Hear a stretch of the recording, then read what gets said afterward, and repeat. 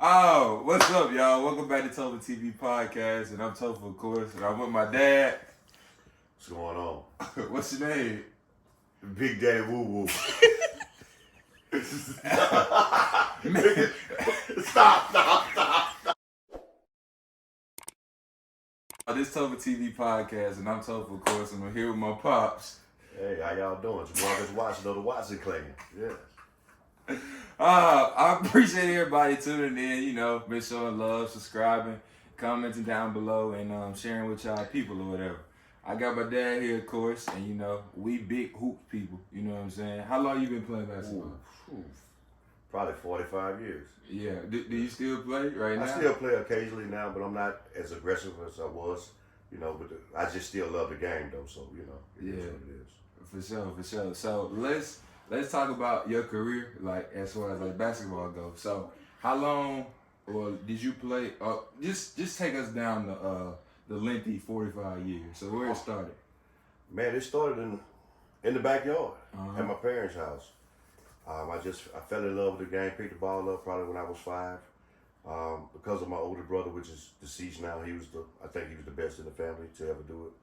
And I just took what he taught me and ran with it because he was a big dog, and I could never beat him. So I just joined him, and we linked up and made history around here in the city. Mm-hmm. Yeah. So did you go to college?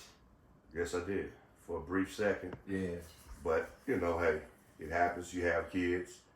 Had to come home and take care of kids and do stuff like that. So it is what it is.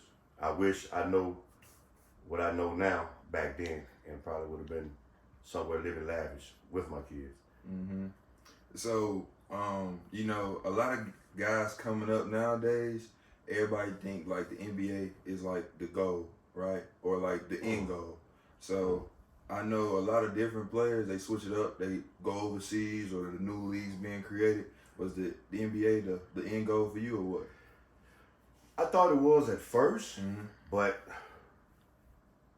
the NBA is the top tier. But I think if it's about making money, it is what it is. Whether you playing in the G League overseas or in the Pee Wee League, if you making money, let's do it. That's what it's all about. Yeah, for sure. And you know a couple guys in the league, right? Oh yeah, I know a couple guys in the league.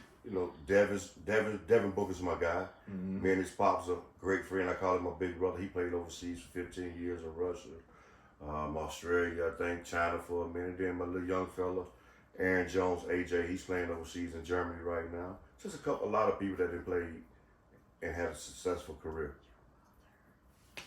Then my little brother Myron played in France. He played at High Point in college. Right. A little brother played in Martin Methodist in Tennessee.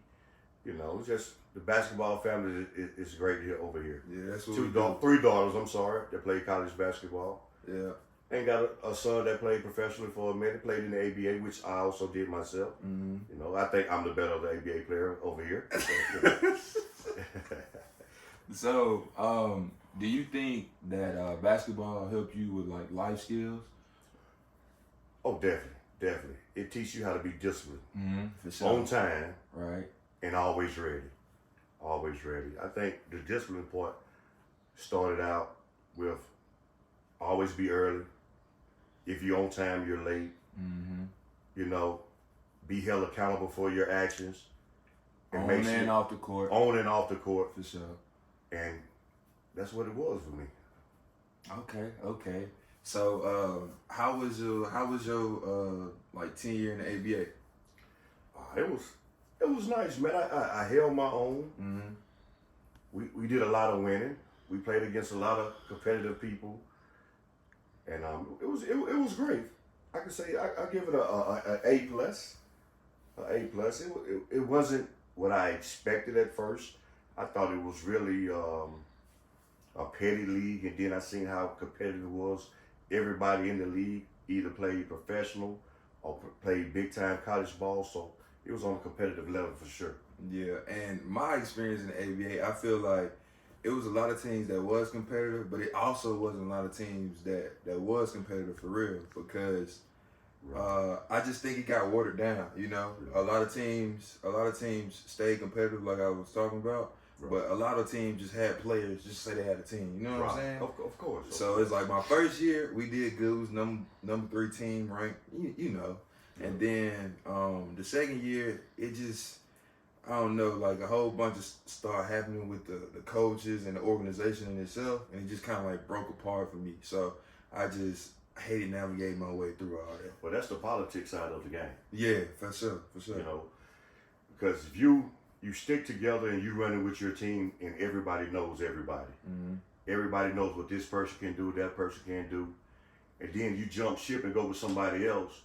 You got to figure this team out now. You know what I'm saying? Mm-hmm. You figure the team out, and then somebody's not going to want to take a back seat to somebody else. Right. Egos. You know, egos is a big part of the game. Mm-hmm. You know, so with that being said, it's best to just stick with your other people, find another team where nobody know you. Right. You know what I'm saying? Because you went to the other team and you know people on that team. I know people on that team, and they're gonna say, well, he should have did this and he should have did that. But you got to take a back seat because this is basically their team. Mm-hmm. Your team was dismantled. You know what I'm saying? For sure. So all your kids, majority play basketball. So out of the girls, who do you think was the best? Oh, that's a controversial question. Because all of them was decent. Mm-hmm. I can say this. Bird was a scorer. Markeisha was a scorer. Mm-hmm. Jazz was the best defensive player in the state. And Boog had the potential to be better than all of them because she had the height. Right. You know? Mm-hmm.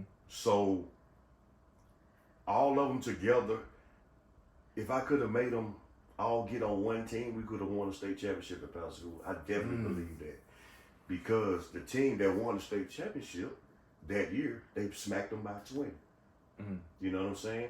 And all she needed to do, my oldest daughter, which is your sister, had to get at least 6 rebounds a night. She didn't have to score 1 point. Mm. And that would have brought a championship back to Powell School. But they did have the best record in the state. Mm-hmm. Yeah. So what about the boys? What you think about the boys? About the boys? I really don't want to get into. That's a tricky question because all my kids are good. Right. We all can hoop, but I'm just saying, like, you just going. I can't answer that question because that's a tricky question because everybody do something different. Right. You know what I'm saying? Okay. From the oldest to the smallest. The smooth answer. Yeah, because you know the smallest can pass the rock. Right. You know, the oldest he can go until he got in a little trouble. Mm-hmm. You know, and then you yourself, you took the back seat where you shouldn't have. Right. You know, that's true. And then the other two played out on a team that the coach was horrible. Yeah, we all know what that's at. You know what I'm saying? Yeah. We're not gonna call them names, but we know where that's at. Right. For So sure. you know, you just can't really get into that. So I will pass on that question. Oh, okay. See, I see he did the girls better than the boys. I don't know because I'm sitting here, but you know, he did what he did. Okay, so I got this little segment in my podcast where I say, you know, I allow my guests to get off their chest. Anything they want to speak on, you know, just get off your chest. So I'm going to allow you to do that right now. That's wild. I love all my kids dearly. No one is above each other, or no one is above. I love all my kids the same, and my grandkids the same. Okay. Yeah. For sure. Well, that concludes this podcast, y'all. I appreciate everybody for tuning in. Got my pops right here. No doubt. He helped me. He came on as a guest. You know what I'm saying? I appreciate everybody for tuning in, showing love. And I'll see y'all in the next episode. Yes, sir. Topher TV. Y'all see you.